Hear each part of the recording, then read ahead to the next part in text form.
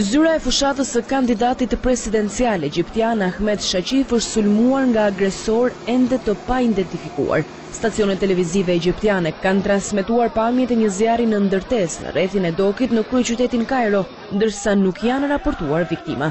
Zjarri u vu shpejt nën kontroll pa shkaktuar dëme të rënda. Sulmi vjen mes të protestave kundër rezultatit të zgjedhjeve, nga ku u njoftua se zoti Shafiq do të konkurrojë në balotazhin e muajit të ardhshëm. Sipas policisë, 8 të dyshuar janë arrestuar në afërsi të selisë së kandidatit.